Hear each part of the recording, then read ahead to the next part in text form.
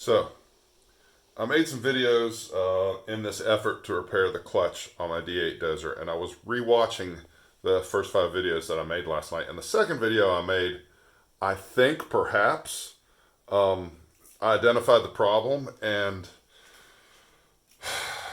this became clear to me after watching the video that I made.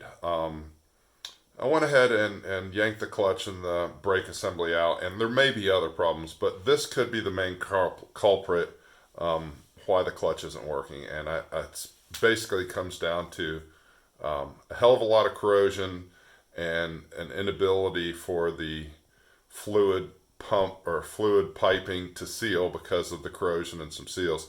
So I've got the video up right here, and this is an image. You can see this big rectangular plate here.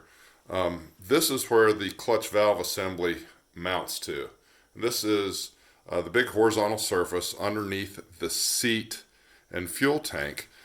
This is specifically the cover for the bevel and pinion gear.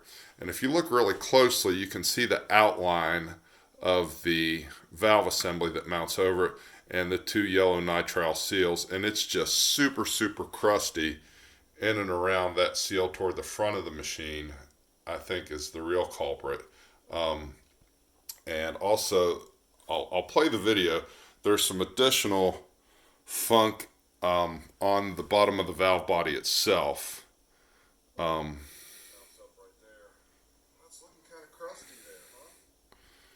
So yeah, it's definitely crusty. Here's the valve body. Try to pause that. And yeah, you can see here where the yellow nitrile seal leaves an impression in all that corrosion, and you can see that there's definitely hydraulic oil or transmission oil, rather 30-weight transmission oil, permeating all that corrosion. So I think this was probably 50 to 100% of the problem. So I'll clean this surface up and clean the other surface up, put some new seals in. But before that, I hope to hear back from my friend Marty. I have been talking to him via text, and he's going to hopefully make it up today, but I'd like for him to kind of take a look at everything else, and since I've got it apart, and see if there's anything obvious wrong besides all this. Chances are I probably did a lot of unnecessary work pulling out the clutch and brake assembly, and my problem was as simple as this. So anyway, you can check out this video. Oh, there's a good place to stop it. Yeah, that's the title of the video right there. I really hope this helps someone with their Caterpillar dozer. Specifically, I hope it helps me, but I also hope it helps some other people to understanding, a little bit more about how these machines work, and trying to be empowered and informed about,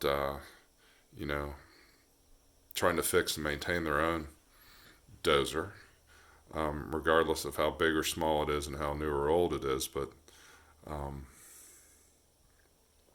these are some pretty paradoxically complex machines that are also pretty simple. It's not real high tech, and they came up with these designs a long time ago, and they slowly changed over the years, but the basic concepts and premises remain the same, pretty much decade to decade. They start getting more electronics and all that kind of stuff, but at the core of the machines, for decades they remained pretty well unchanged. So cool stuff. It's really baffling and intimidating to get into some of this stuff, but once you actually do it and get it under your belt and get it over with and get stuff fixed, it's pretty gratifying and empowering, and a lot less intimidating in retrospect. But wish me luck.